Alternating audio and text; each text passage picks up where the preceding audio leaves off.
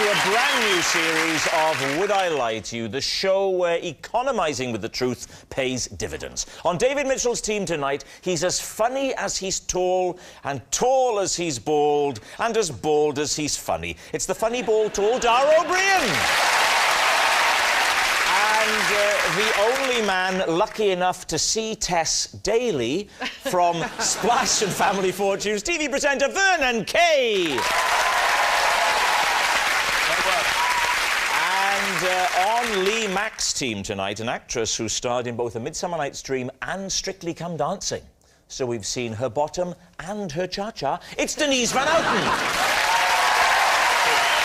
Borderline, yeah. And a comedian who, on his show about work experience, did a stint as a dustman. Although you don't really need training for that, you just pick it up as you go along. It's Rod Gilbert. And so to round one, Home Truths, where our panellists each read out a statement from the card in front of them. Now, to make things harder, they've never seen the card before, so they've no idea what they'll be faced with. And then it's up to the opposing team to sort the fact from the fiction. Dara is first up. Dara, please reveal all. OK. In nightclubs, in order to impress the ladies, I used to break into my special catwalk move. I hope this is true. Lee's team. Before, you know we're going to ask you to demonstrate it. Before you do, can we just clarify? You mean like a model, or were you on all fours and weeing? And walking at the same time. No, like a model, OK, well, could you demonstrate for us now? Well, no, that'd be ridiculous. No, that's why I'm asking. Yeah. No, because if I showed you that I did a very good catwalk move, then obviously I'm telling the truth. Not necessarily. You could be lying, but you are able to do it. You could say, when I used to go to nightclubs, I would occasionally stand on one leg. And if I said demonstrate, you'd go, no, because if I stand on one leg, it'll prove I can do it. And I'd go, no, proves you can stand on one leg. It didn't prove that you used to do it in nightclubs. So I ask you again, get yourself on the floor and start walking.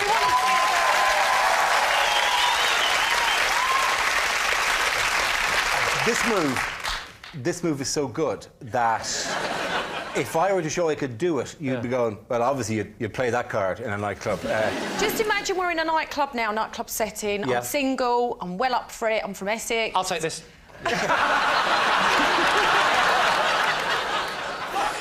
Will you compromise? Will you do the face? Yeah, do you do a model face? Like, do you pout? It's more about the swivel of the face than the face itself. Right. The swivel of the face. Wow. How do you swivel your face? It's very difficult. I can swivel my face. Really? I mean, that's swivelling it, isn't it? No, that's surely swivelling your head. That's bad. Swivelling, that's bad. Well, your face swivels when you swivel your head. No. The head's the thing your face is on. Your head does need to stay still while the face moves if you're going to do it. No, I don't. I think you can swivel things with the use of things that the things are attached to. I can move my eyes, seriously, right to the back of my head. Watch. There you go. No. Yes. Anyway. Wait. Swivel your face in relation to other bits of your head. I'm swiveling it in relation to the rest of the universe. Dara, really, within the rules of the game, I think it would be right for you to show us this move.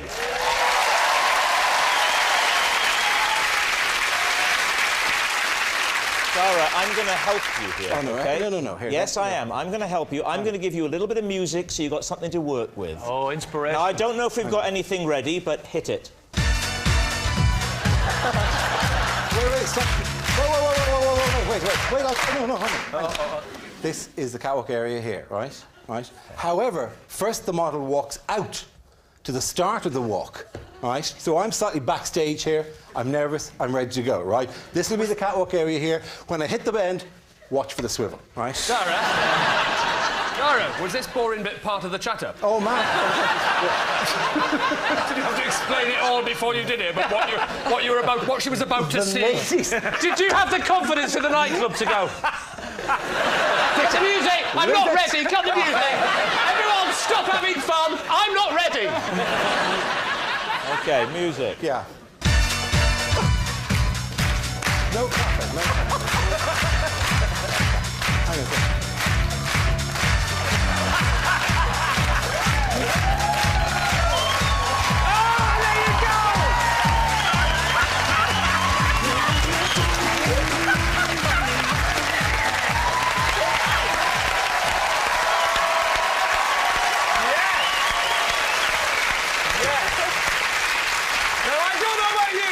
But I find that very attractive.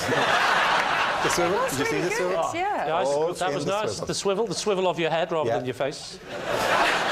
What you're asking for would require surgery. That's what the women used to say when he used to chat up.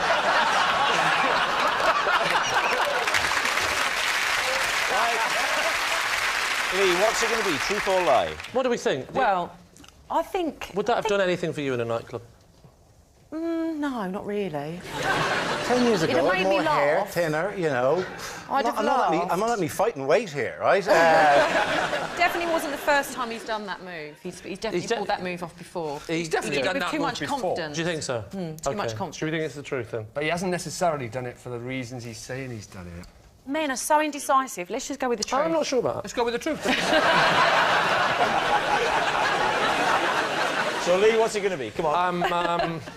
Should we go for We'll go for the truth. Let's go for a truth. Right, they're saying it's the truth. Dara O'Brien, were you telling the truth or were you telling a lie? It is true.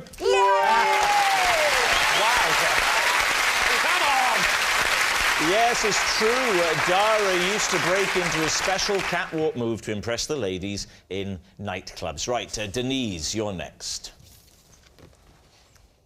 I once got a tattoo because I was told that it would disappear after 3 years.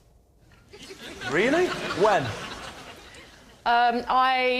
It was on a job that I was doing. It was actually live on TV I was tattooed, and it was on the Big Breakfast. And who had told you that they disappear after 3 years? Johnny Vaughan. Yeah. Had you not previously heard of tattoos? No, it was a new... They were a German company, and they came on the show, and they claimed that they had this new ink that would fade after 3 years. And they did it live on the Big Breakfast? Yeah. So can we see it? No, because it's in a place where I don't really want to get it out. What do you mean? Where is it, then? It's just at the top of my bottom. What is it, Denise? What I had was Barbara Windsor was on the show, and, you know, she used to say, oh, because I love Carry On Camping, and, you know, she used to say, well, you are saucy, so I wanted to have saucy tattooed across there. I've got a potato tattoo on my back. Potato? Denise won't show you. I don't mind if I get mine out. I might have to undo a button first. Yeah, undo a button. I'll sort it out, don't worry. All right. What I'm doing is I'm doing this, but I'm imagining my face has swiveled that way. Right. That I can confirm that is a potato. Are you sure that's a potato? Yeah. What? Why have you got that? Rod, if I were you, I'd have that checked out. Has it changed shape in the last few years? Used to be a chip on his shoulder. There it is. Beautiful. Do you know what? It was worth it just for that. So, Denise, you've already said, if this is true, that we can't see it. Well, I don't mind showing you. Oh.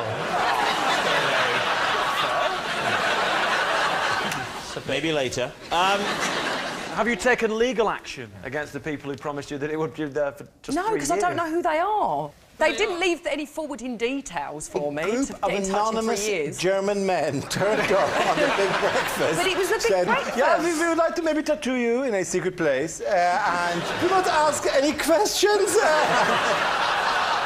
So, David, what are you going to say? Is this the truth, or has she made this all up? I believe that you might have had a tattoo on television.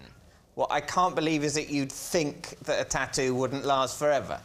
That I think you'd go, well, But fine, she'd I'll been have a told tattoo. by Germans that it would go. Yeah, the two greatest authorities, Germans and Johnny Vaughan. Yeah. What do you think, Darren? No, there's certainly an emotional context in which this could have happened. I don't think anyone's mad enough to have fallen for that. And It's a big risk on live television to tattoo someone and then say, oh, don't worry, it'll it'll go fade, into it'll be all gone. Make a decision. We think What's it's it a gonna be? lie, then. We think it's a lie. You think it's a lie? Yeah. All right. Yeah. Denise Van Outen, were you telling the truth then, or were you telling a lie? True. That was great. I didn't think we were going to get away with that. That's really good. Yeah, it's true. Denise did get a tattoo because she was told it would disappear after 3 years. Now, you did say that I was the only one. Only you. Only me. Where will I see it? Where will we... Look how away. will we do this?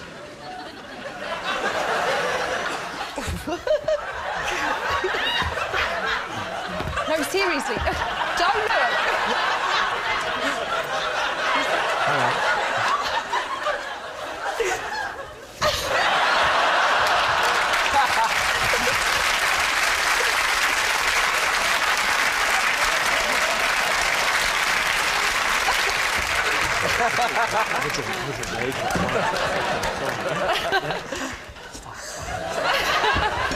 It's fine. I need counselling. Right. Our next round is called This Is My, where we bring on a mystery guest who has a close connection to one of our panellists. Now, this week, each of David's team will claim it's them that has the genuine connection to the guest, and it's up to Lee's team to sort out who's telling the truth. So please welcome this week's special guest, Mel.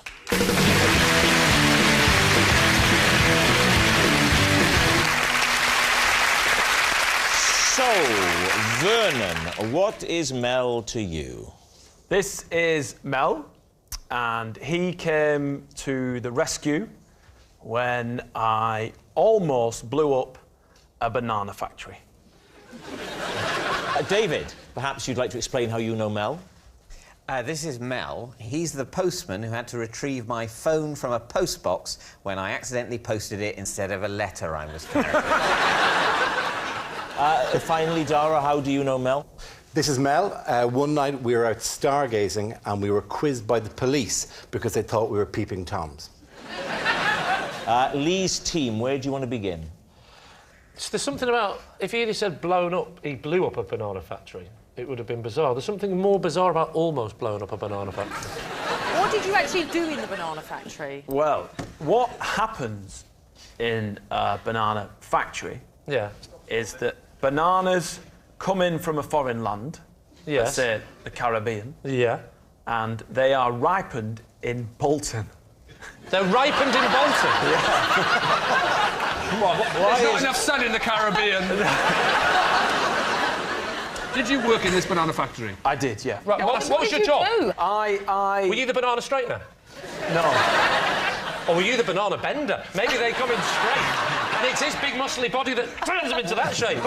That's what they do in Bolton. What are you up to? Oh, you know, just usual, bending me bananas.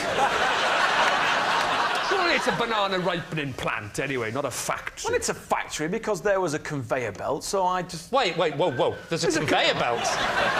So someone puts it on and it's green, and by the end of the conveyor belt, it's ripened. How big is this conveyor belt, Vernon? And more to the point, what are you doing other than...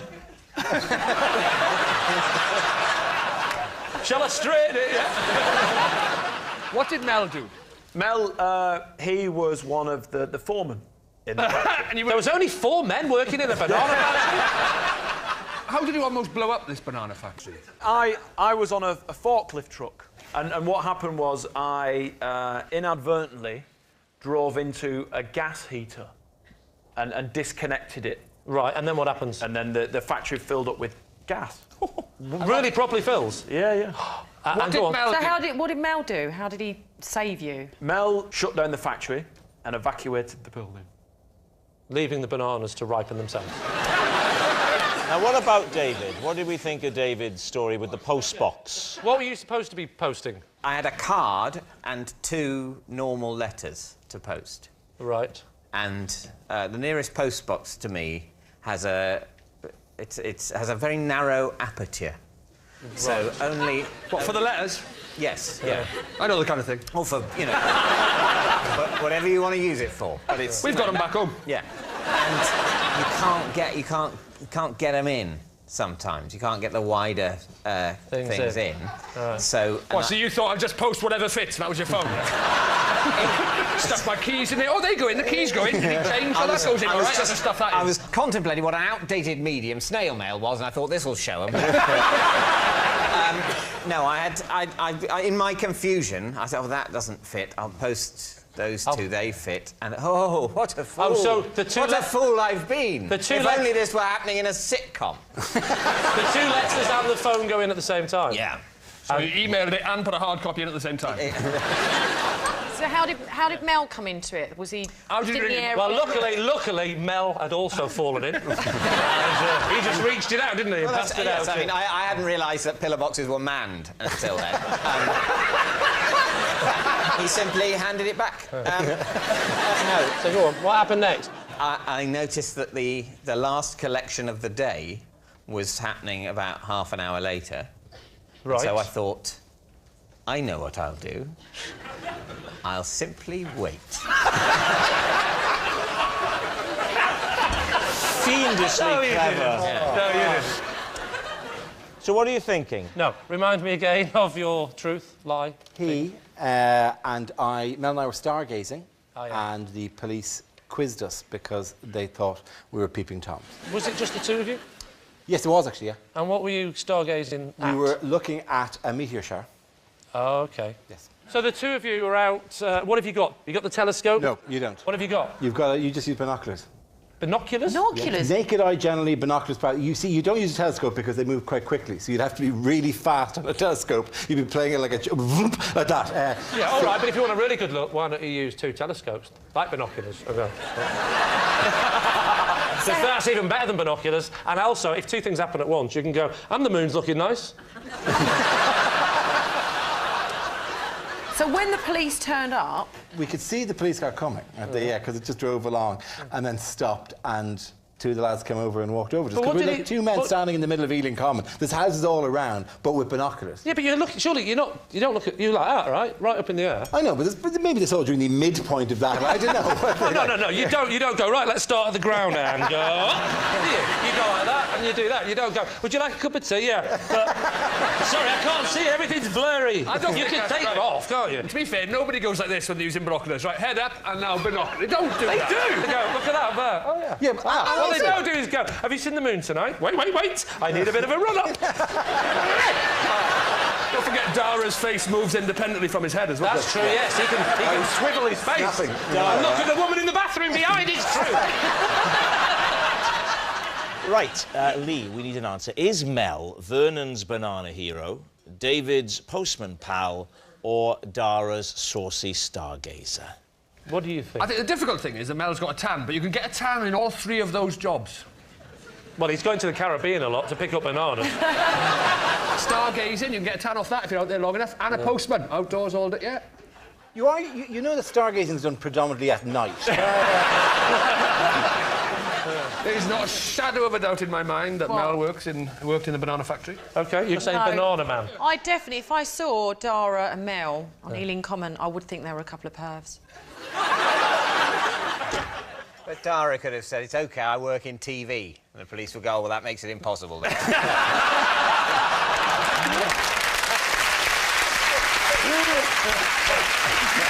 what are you going to say? We are going to say that, in fact, Dara was cautioned by the police for standing on Ealing Common. Not necessarily for being a pervert. Caution actually means something. Sorry, no, he wasn't cautioned. All right, he was questioned, sorry. I was never formally cautioned with anything. You say it's Dara? Go for it. So, Mel, would you please reveal your true identity? I'm Mel, and I rescued Vernon after one really...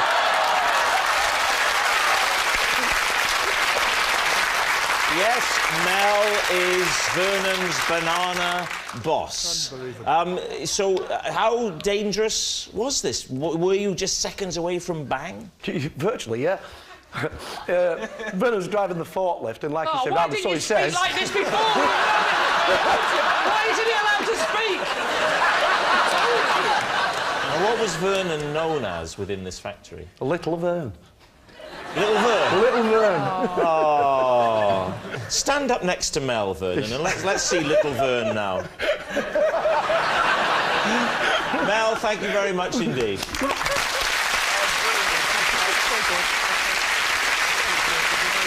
Which brings us to our final round, Quickfire Lies, in which our panellists lie not only through their teeth, but against the clock. We will start with...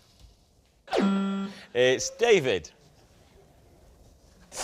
One of the codes I live my life by. Always a good start. Is that my appearance should be in no way noteworthy. But then again, not so unnoteworthy as to be in itself noteworthy. What do you think? Well, if it is true, you're certainly carrying it off. When did you decide on this code? It didn't happen suddenly. It just, you know... It sort of developed. The way I felt comfortable being sort of gradually formed into the philosophy, and I don't think that's too grandiose a term, that I have read off a card for you today. I would say since you've got a beard, you have become more noteworthy. The answer to that is I've enjoyed growing a beard. But you're right, because I've grown a beard, some people have said, oh, I see you've grown a beard, or he's got a beard, look at his beard. And I hate those moments. Can I just put you up on the point? I deeply hate those moments of being physically noticed. Have you really enjoyed growing a beard? Well, that's what's so odd. I mean, I haven't, like, hugely enjoyed it. It's not been like a brilliant roller coaster. but it's just very, very slightly I've enjoyed it. And very slightly also I've had a sense of achievement. Of course, it is no achievement. It's actually a failure in personal hygiene. but it feels like an achievement. But you surely went through the difficult itchy stage. I did go through this. No one enjoys that? No. I call them my teens.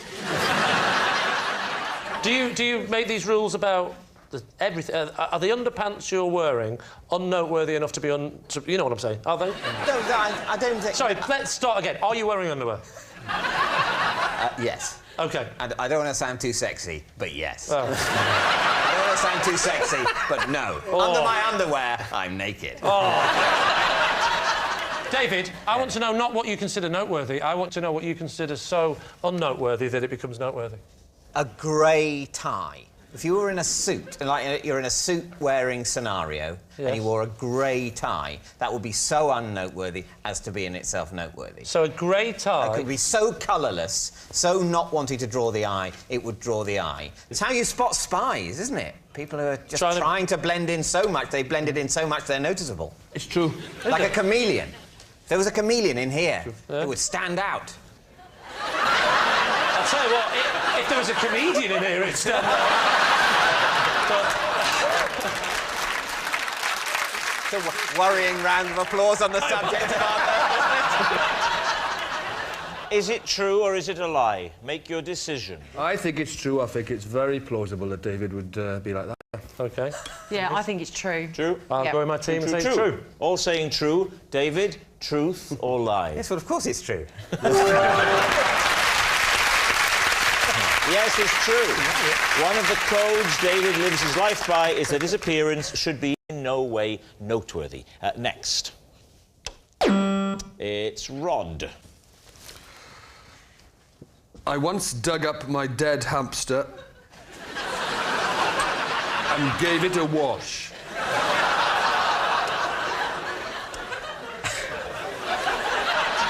What age were you when you bought it? Oh. And what age were you when it bought it? Oh, God. When I bought it, I must have been 25. 25? Sorry, what? 25? 6. So, I think we were... 6.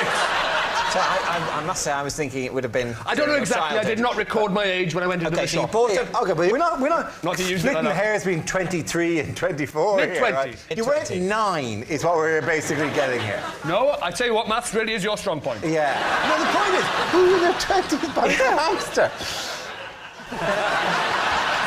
I like the fact that it doesn't seem unusual that he dug it up and washed it. That's all right. Did you had a hamster in your mid-20s? Did you wash Surely it? that's not the bit you should be focusing on. Did the hamster have a name? Yes, so his name was... Yanto. How's that spelled? I-A-N-T-O, I think. Does it To be honest, I never had cause to write...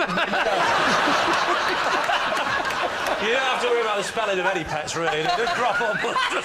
I think there are times when you have to write... You might be writing an email with news to a loved one. By the way, Yanto's looking peaky. Quite right, I did Did once... you not put a little tombstone, thus making it easy for you later to dig him up and wash him? He did have a tombstone, yeah, of sorts, yeah. And did he not have Yanto written on the tombstone? Tragically, there was already something written on his tombstone. What was it on? It was a lollipop stick. It had a joke on it. The hamster died and you buried it where? In the garden.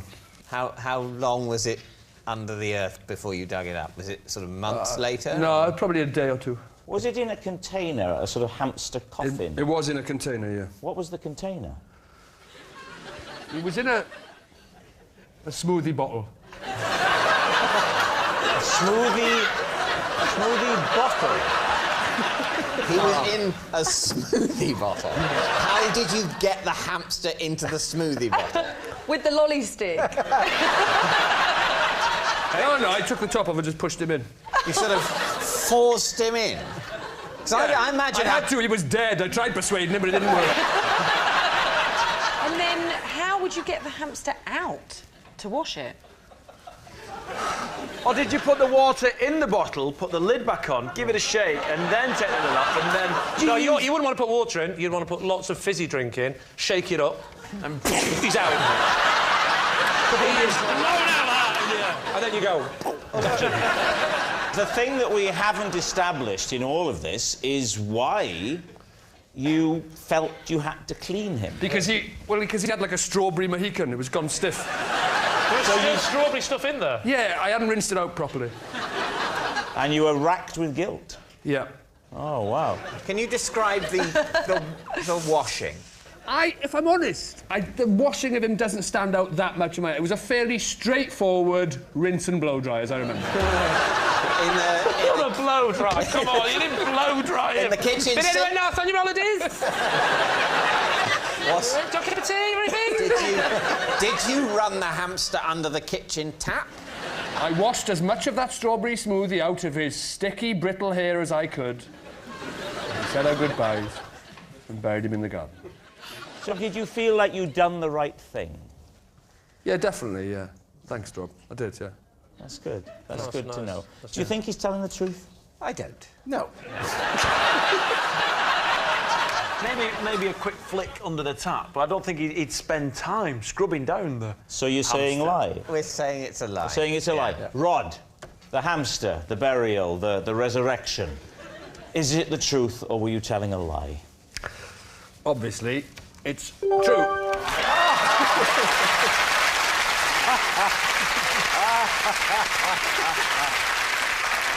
Well, it's true, and it's very upsetting.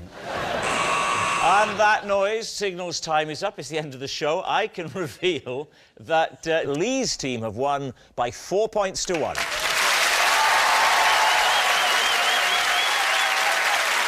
But it's not just a team game, and my individual liar of the week this week is Dara O'Brien. Yes, Dara is so good at lying, even Lance Armstrong thinks he should ease up. Good night.